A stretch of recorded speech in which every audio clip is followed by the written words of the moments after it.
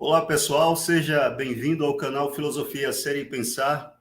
Hoje, nosso entrevistado é o professor Peter Burke. Olá, professor Peter, seja bem-vindo.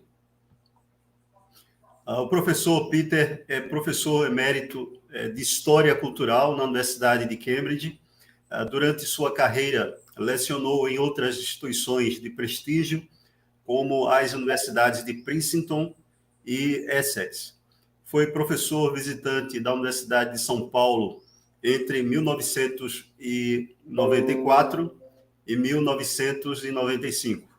O professor Burke é especialista em história moderna europeia e também em assuntos da atualidade. É autor de mais de 30 livros, muitos deles publicados no Brasil. Também é casado com a historiadora brasileira Maria Lúcia Garcia Palhares Burke, que atualmente é pesquisadora associada da Universidade de Cambridge, cidade onde reside. Professor, eu gostaria de iniciar fazendo uma pergunta sobre a sua trajetória acadêmica. Gostaria... Formally speaking, my academic trajectory has been very simple. I went to a Jesuit school in London. I studied at the University of Oxford. I got my first job at the University of Sussex, and then I moved to Cambridge. It's as simple as that. But the question of how I came to be a cultural historian, that's a longer story. I became a historian, or I decided I would like to become a historian when I was a small boy. Like other small boys in Britain, this is during the Second World War, I played with soldiers. And I realized that I could reenact famous battles of the past by arranging these soldiers on the floor in different ways.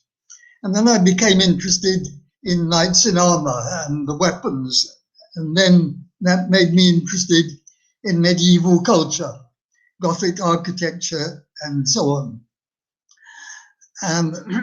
And I became very interested in military history between, let's say, the 14th century and the 19th, and never studied the First World War. But then when I actually went to Oxford, I discovered that there were all sorts of other kinds of history. At school, we simply studied political history. In the 1950s, political history was still dominant. But at Oxford, there was one special course called the Italian Renaissance. And I loved art. I even tried to be an artist at one time.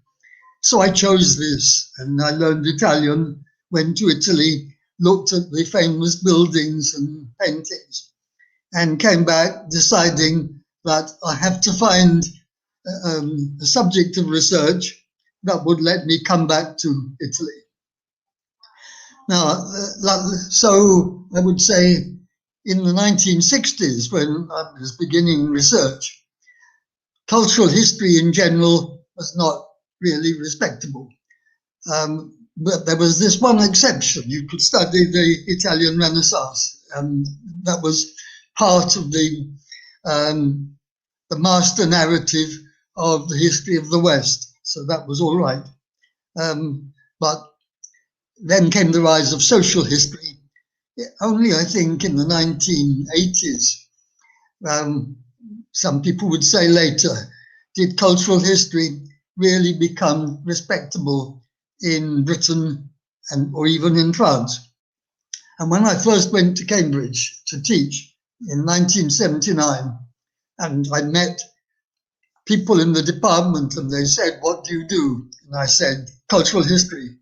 And they gave me a very strange look. You know, this is a very odd person that we have recruited. And then 20 years later, half the department, maybe the whole 3/4 of the department, they call themselves cultural historians now. Similar story in France. Roger Chartier is more or less my age, a little bit younger. And before Chartier, cultural history, again, was not normal in France. Social history, yes. Economic history, yes. Without ever intending it, I found myself part of a big change, you could say, a revolution in the way of writing history. Gostaria de fazer uma pergunta sobre a definição de polímata. Em seu livro, O Polímata, encontra-se uma proposta de definição bem específica do que seria o polímata, e eu pergunto, qual essa definição de polímata dentro do escopo desse brilhante estudo que o professor fez, e quais seriam os traços característicos dos polímatas? So I was brought up with the traditional definition of a polymath, who is a scholar who has mastered many disciplines. Of course, as the amount of knowledge in the world grows, you have to adjust the definition a bit, and maybe it is sufficient today to master a few disciplines, maybe even simply 2 or 3. Now, I've become aware that in a younger generation, the word polymath is used in a much wider sense, any kind of many-sidedness.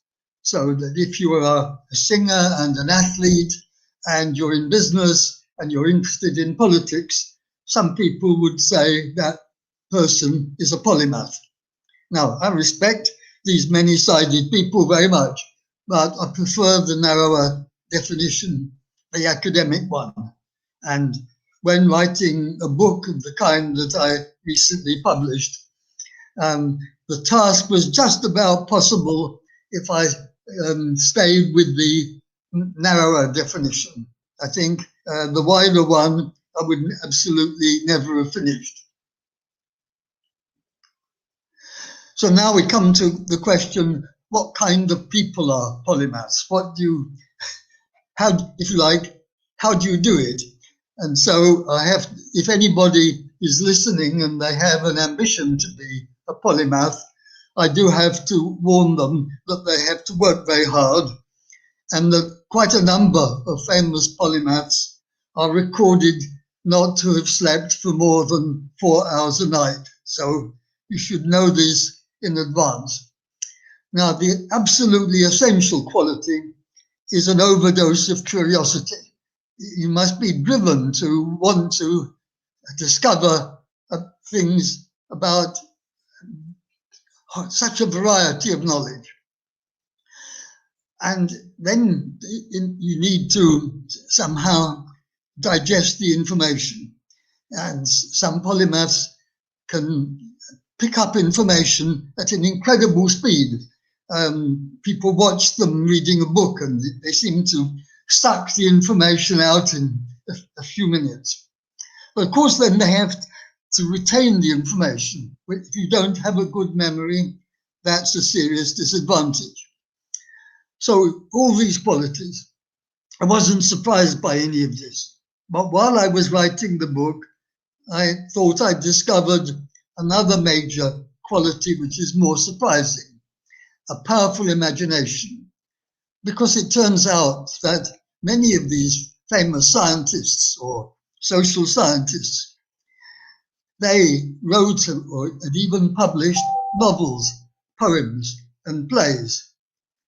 And I would argue that this imagination is actually important in their work as a polymath. That is, they are able to see analogies between the problems and the solutions in different disciplines.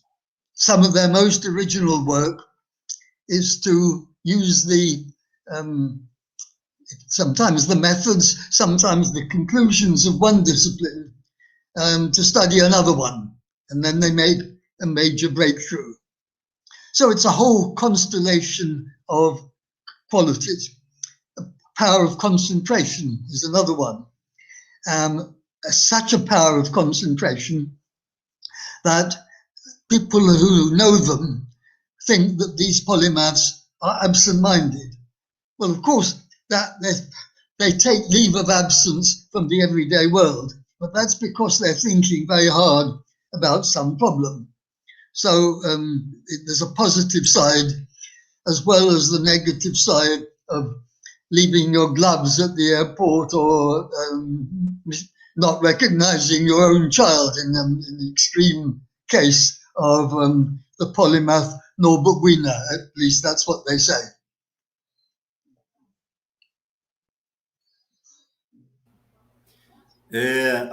No seu livro, o Polímata, né, este livro aqui, ele tem um objetivo específico e um método específico. Portanto, o livro Polímata, ele é mais do que uma mera galeria de retratos individuais. Há neste estudo um objetivo e um método. Eu pergunto ao professor qual seria o objetivo deste estudo e qual o método que foi usado para se alcançar esse objetivo. Yeah, I should say that some of the reviewers of my book, they reviewed it as if it was simply a gallery of portraits. So they missed what I thought was the most important thing, which is I began with a problem that in the last 200 years there's been increasing intellectual specialization. It's part of the general division of labor. Now, that leads to fragmentation. So the big question, is it possible to fight this? And the polymaths of the last 2 centuries have been successful examples of people who decided that, at least in their own lives, if we can't change the world, we can change our own life, and we will fight the trend. So that was my big objective. Now, as for the method, well, I think I used more than one method, but the central method is collective biography, sometimes called prosopography, because it's terribly easy to write cultural history generalizing from a very few examples. So as a kind of self-discipline, I said to myself, I will select 500 polymaths from the last 500 years. I will study their biographies. And if I generalize, at least I know who are the people I'm generalizing about. And so far, none of the reviewers have criticized the method, whether they understood my main aim or not.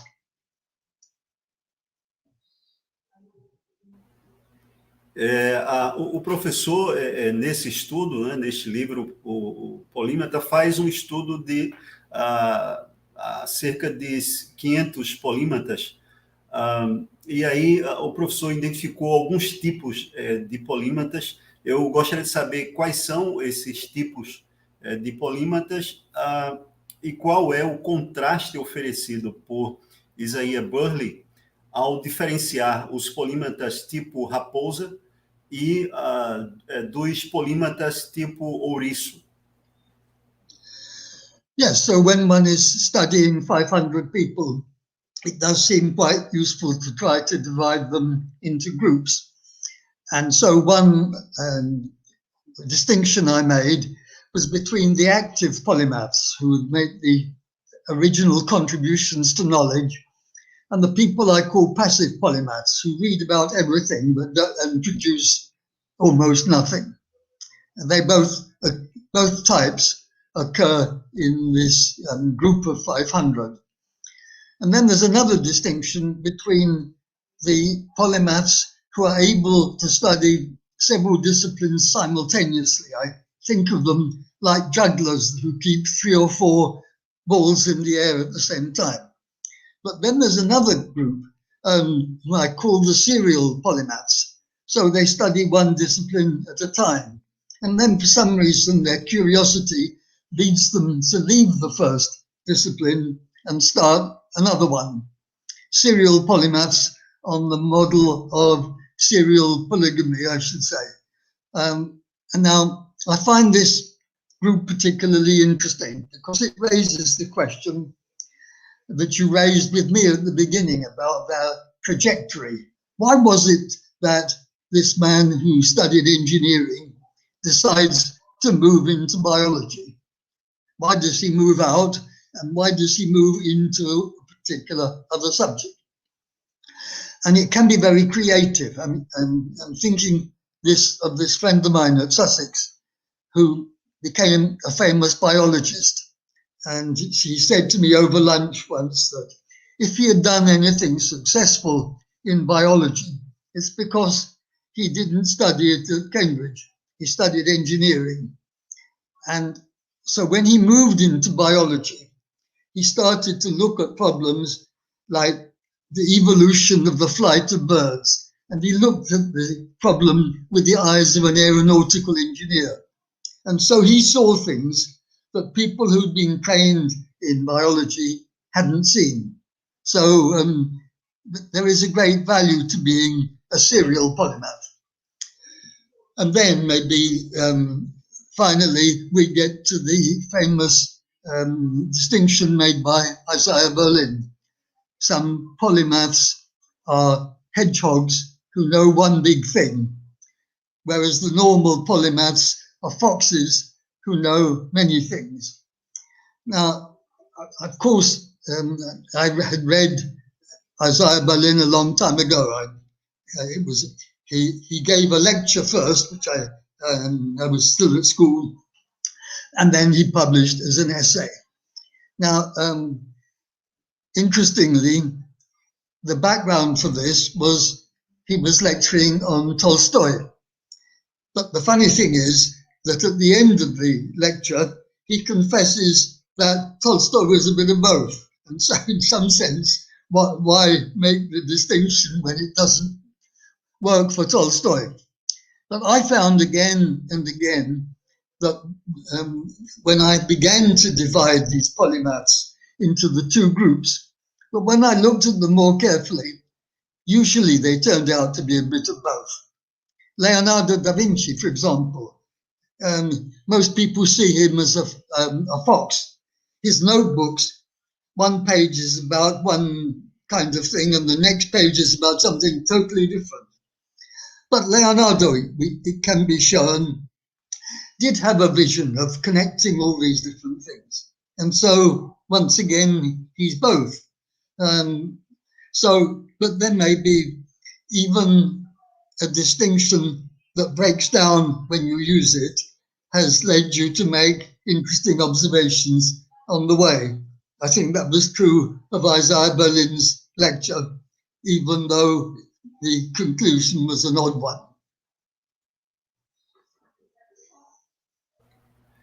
Há uma questão que o professor levanta no livro O Polímata, que é o problema da hiperespecialização.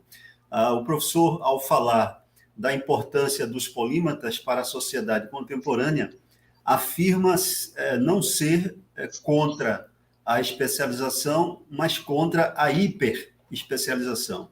O que seria esse fenômeno da hiperespecialização e qual seria o preço pago por uma sociedade que sucumbe diante desse fenômeno no que diz respeito ao conhecimento? So by hyper-specialization, I simply mean excessive specialization. But of course, the problem, what counts as excessive, is not only difficult, but highly controversial. Let's say that in the last 60 years in particular, an increasing number of worries have been expressed about the fragmentation of knowledge, which is consequent on the growth of specialization.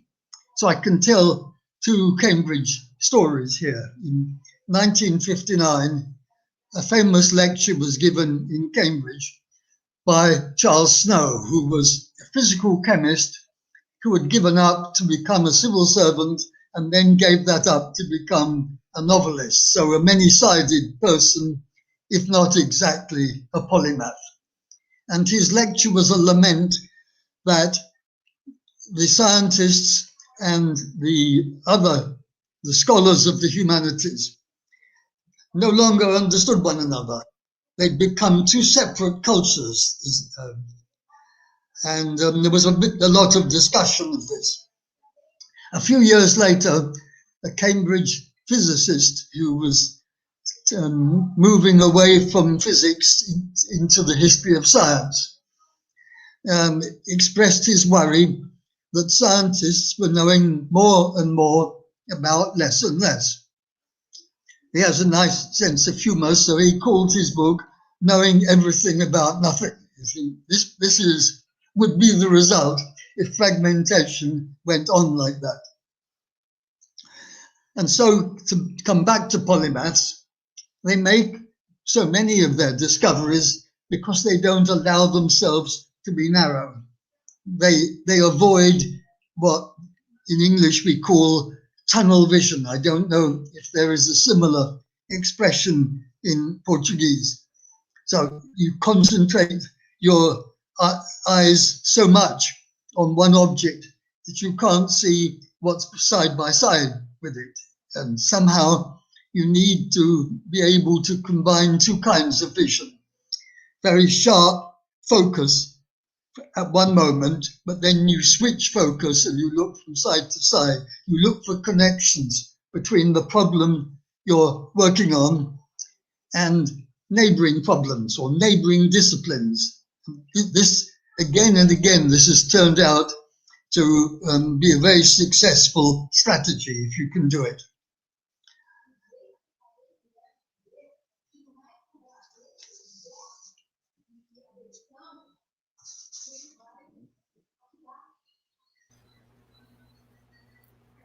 Muito bom, excelente. Professor, o professor faz uma espécie de, depois desse diagnóstico, trata assim de possíveis, digamos, remédios para lidar com a hiperespecialização. No livro O Polímata, o professor faz a seguinte afirmação: uma grande preocupação deste estudo é a sobrevivência dos polímatas em uma cultura de crescente especialização, e propõe 3 remédios para o problema da hiperespecialização. Quais seriam esses remédios?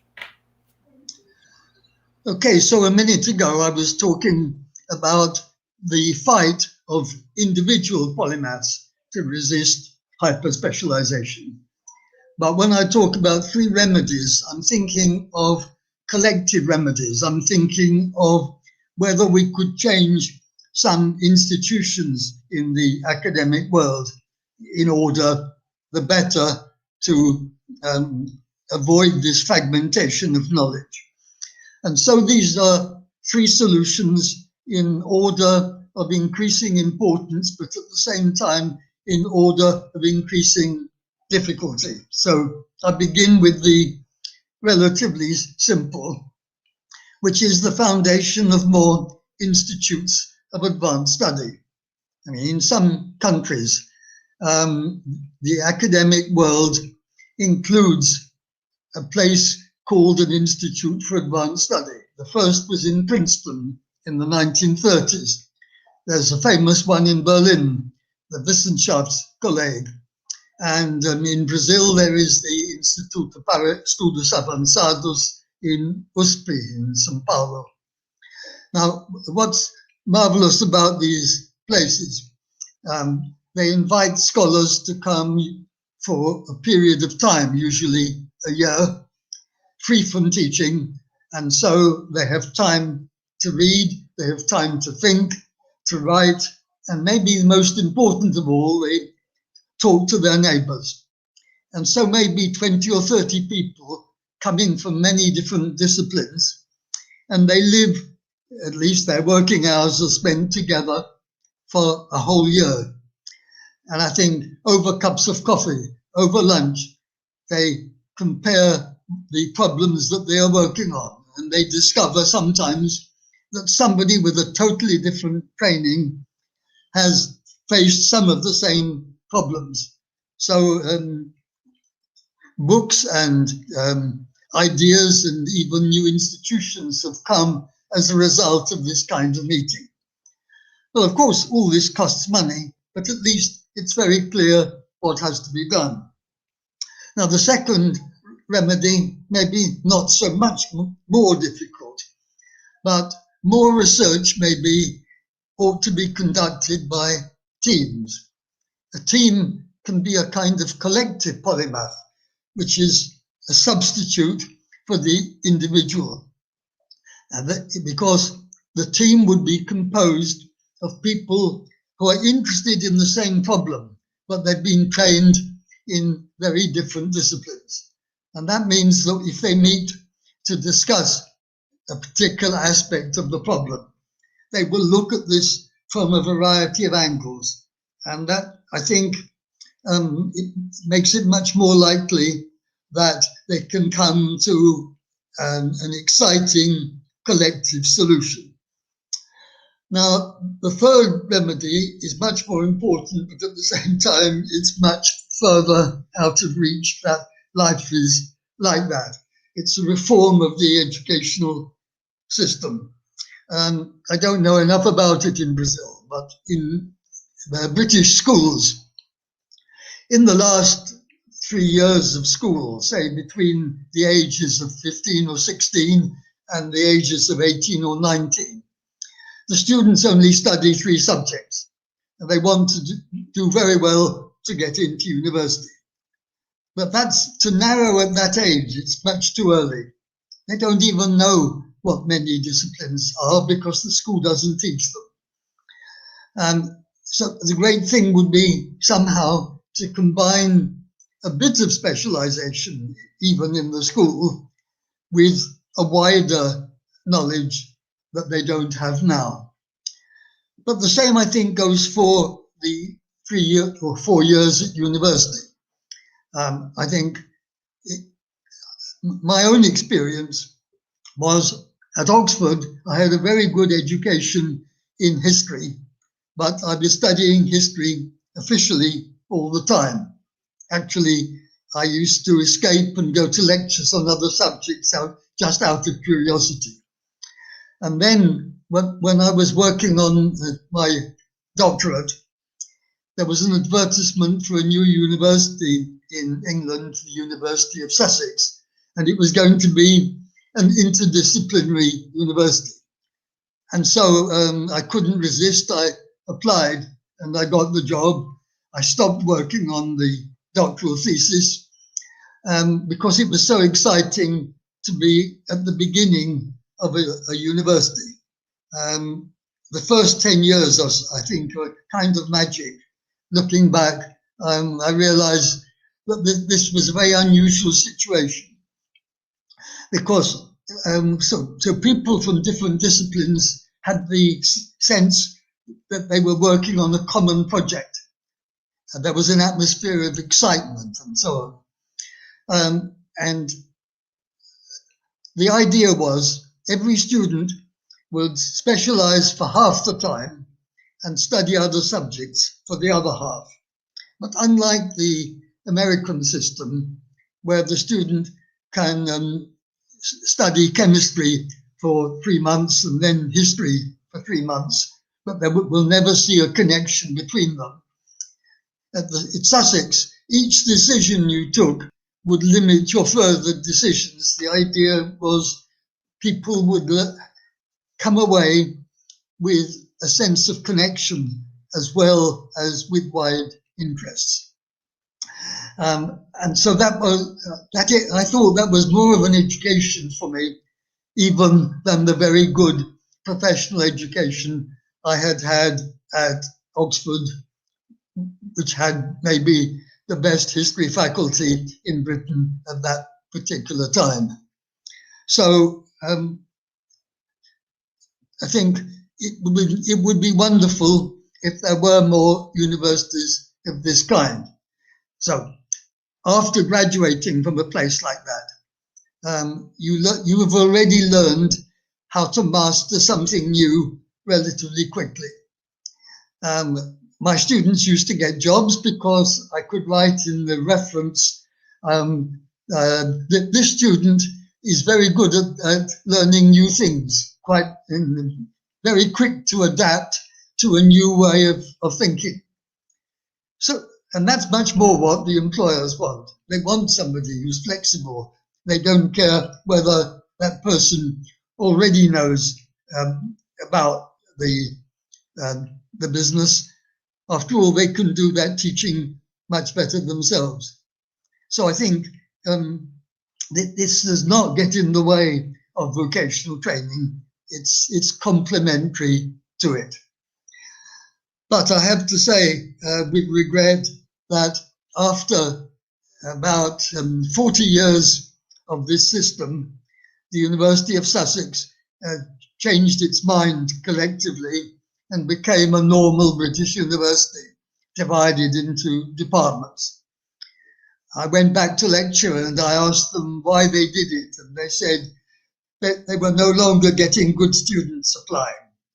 I don't know if that was right or not, but it is a reminder that this big reform of education is not going to be an easy one, although I still believe it to be a necessary one.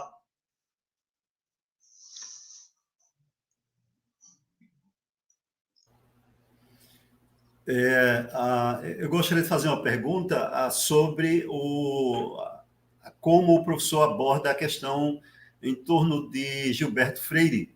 Eu, inclusive, tenho a honra de morar aqui a 15 minutos da casa de Gilberto Freire, a Pipocos, e, assim, entre os 500 polímatas pesquisados, o professor colocou 3 brasileiros, dentre eles o nosso Gilberto Freire. Inclusive, o professor diz que Gilberto Freire era principalmente um homem de letras, além de um exemplo do que se conhece por teoria do Sul. Quais características polimáticas possuía o Gilberto Freire? Yes, one could say about Gilberto Freire, although I didn't say this in the book, that he was an unusual combination of a polymath and a many-sided person in the wider sense. You know, in the wider sense, he was an artist, and he was a poet and a novelist. He entered politics. He was a journalist. But now, in the academic sense, he was a polymath because he wrote, and very well too, about history, about sociology in particular. He even wrote a book with typical egocentrism saying why I am and am not a sociologist. But besides that, he was very interested in anthropology. And then his study of sociology took him into the sociology of medicine, so he had to learn about medicine as well. And so he does fit into my category of academic polymath, but unusually he has all these other interests as well. Incidentally, I should say that having only put 3 Brazilians into my group of 500 polymaths, I've had a very interesting correspondence with people who think I missed out somebody important.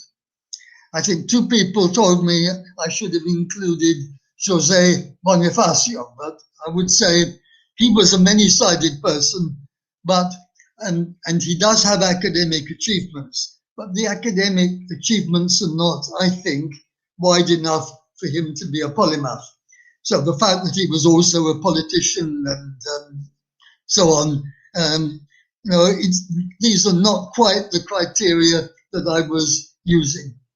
But still, among living polymaths who were not in the group of 500 because they happened to be alive, there is one very distinguished example, and that is Roberto Mangabeira Unga, who is very well known as an economist and as a lawyer, but He also writes about politics and he writes about philosophy.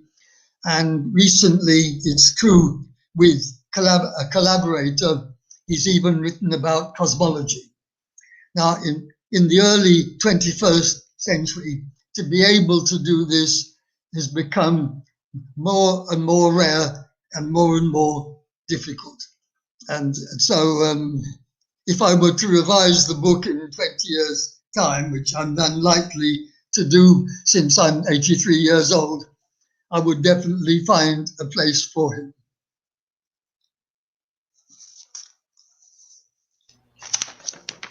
No capítulo intitulado Habitats, o professor diz, vou citar, fazer uma citação, abre aspas, a educação em casa e não na escola encoraja uma falta de respeito pelas fronteiras acadêmicas formais ou mesmo uma falta de consciência de sua existência, fecha aspas.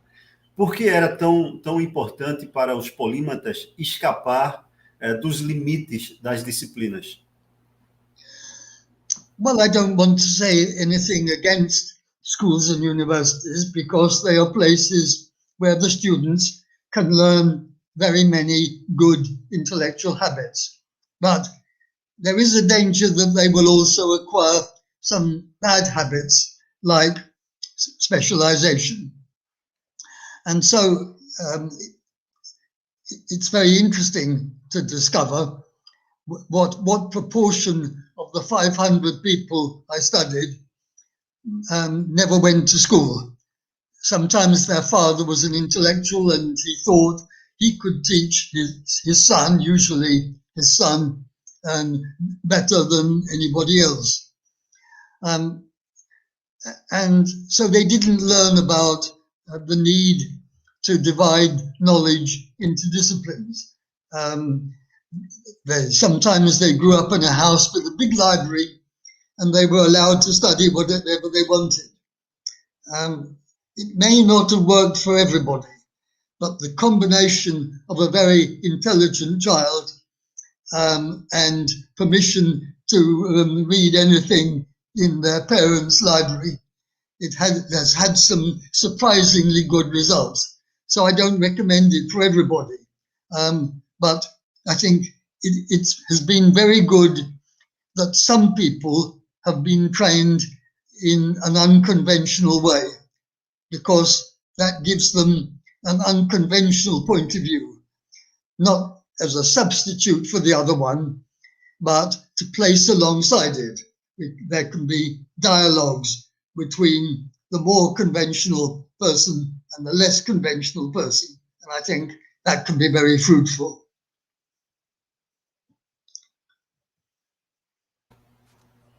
Chegamos à última pergunta, que é sobre a questão da unidade do conhecimento. Em seu livro, os polímatas descritos, dentre outras coisas, eles são descritos como indivíduos capazes de enxergar conexões entre as disciplinas e de fazer a ponte entre as famosas duas culturas, tendo como finalidade a busca pela unidade do conhecimento.